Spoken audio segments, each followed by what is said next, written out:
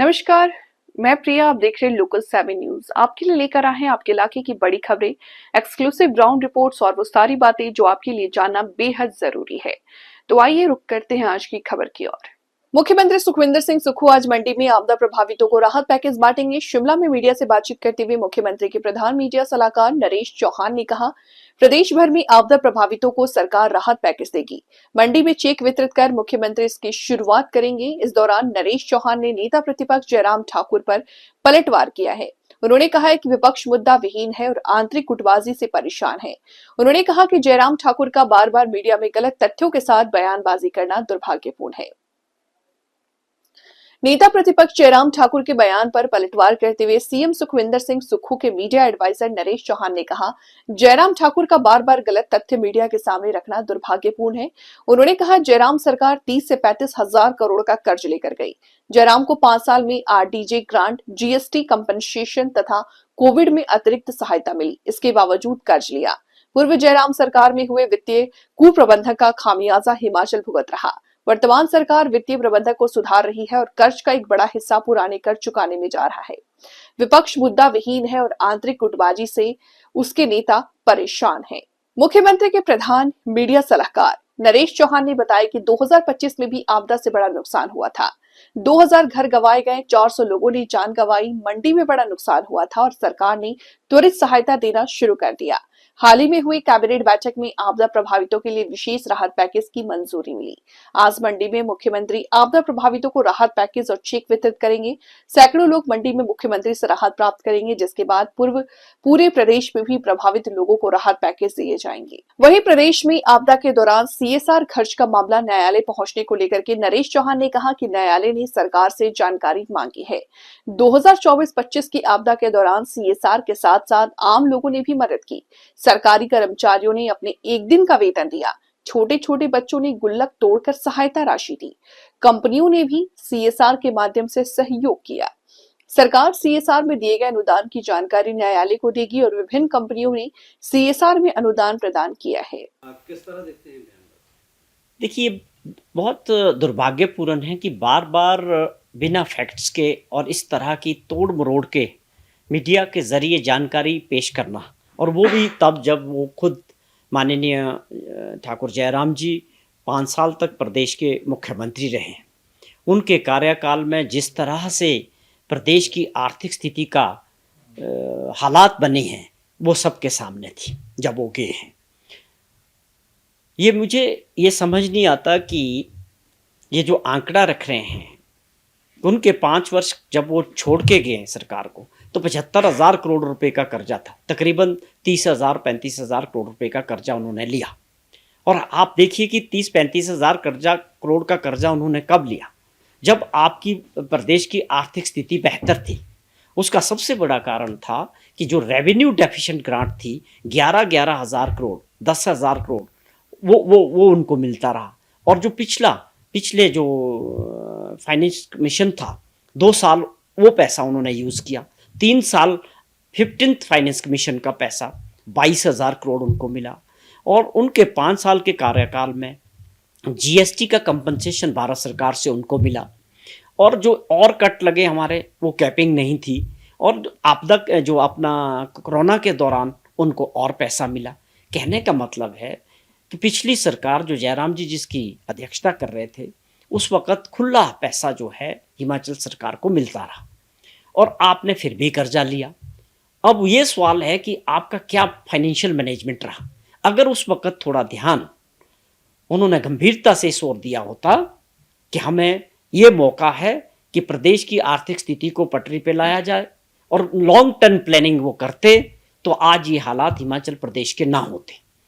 लेकिन 10,000 से 12,000 करोड़ रुपए की जो सरकारी कर्मचारियों की, पेंशनर्स की जो वो 6th पे कमीशन था वो भी छोड़ के गए, वो भी क्लियर नहीं किए।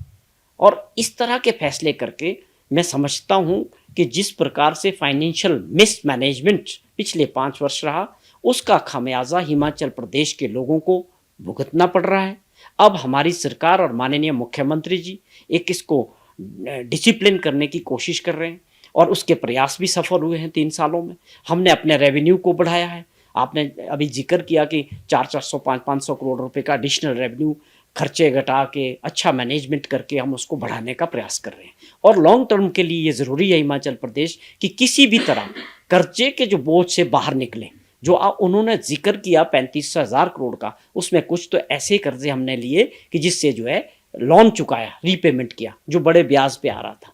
तो ये उनकी समझ में नहीं आ रहा है। अभी विपक्ष को ये समझना चाहिए कि जो अब हम शुरू कर रहे हैं, आने वाले समय में इससे प्रदेश की जनता को और हमारा हेल्थ जो है, फाइनेंशियल हेल्थ अच्छा होगा, क्योंकि अब ये सही पटरी पे है। हो सकता है इसमें थोड़ा समय लगेगा, लेकिन विपक्ष मुद्दाहीन होने की वजह से, मुद्दे नहीं है, बार बार देखा जा रहा है इस तरह को कि विपक्ष आपस में बंटा हुआ भी है, वहाँ भी वो उलझे हुए हैं आपस में लीडरशिप को लेके।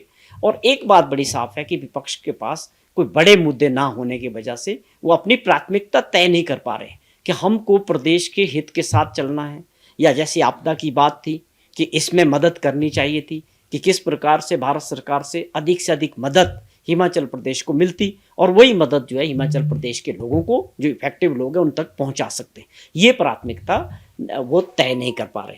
हम जो भी काम कर रहे हैं, जो भी पोजीशन है इस वक्त, इसमें बड़ी तेजी से सुधार हो रहा है, और हमें उम्मीद है कि आने वाले समय में प्रदेश की आर्थिक स्थिति ठीक होगी।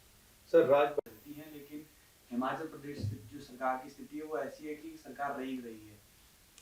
देखिए, जहाँ तक CSR का जो मामला था, ये माननीय हाई कोर्ट तक पहुँचा, उसमें माननीय हाई कोर्ट ने, चीफ जस्टिस साहब ने सरकार से जानकारी मांगी है कि आपदा के दौरान कितने लोगों ने CSR के ज़रिए सरकार की मदद की है। जहाँ तक मेरी अपनी भी जानकारी है कि काफ़ी लोगों ने आए हैं हिमाचल प्रदेश में, 2023 में हो या 2025 में, दोनों समय में हाँ, लोगों ने अपनी मदद की है, सरकार के डोनेशंस किए हैं आपदा के दौरान।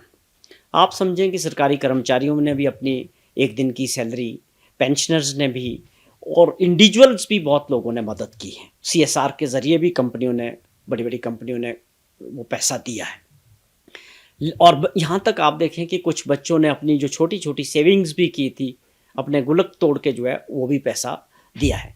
तो ये नहीं कह सकते कि CSR में पैसा नहीं मिला है आपदा के दौरान। वो जानकारी पूरी सरकार जो है माननीय हाई कोर्ट के सामने रखेंगी कि किन किन कंपनी से और वो जो पैसा जो है इसके लिए मिला है। लेकिन ये ज़रूर है कि उनकी कुछ अपनी, जो जहाँ पर काम कर रहे हैं उनकी लोकल एरिया के लिए वो फंड होता है, वहाँ से जब जो स्कोप होगा ज़रूर उन्होंने दिया। अभी भी जहाँ तक मुझे जानकारी है कि बजाज वाले ग्रुप है बद्दी में, उन्होंने भी CSR में कंट्रीब्यूशन किया है। L&T वाले आए थे, उन्होंने भी कंट्रीब्यूशन किया, और बहुत सारी कंपनियां हैं जो आपदा के दौरान स्टेट गवर्नमेंट में जो है कंट्रीब्यूशन कर रही। 2025 में भी बरसात की वजह से बादल फटने की घटनाएं लगातार, बहुत बड़ा नुकसान हिमाचल प्रदेश में बरसात के दौरान हुआ।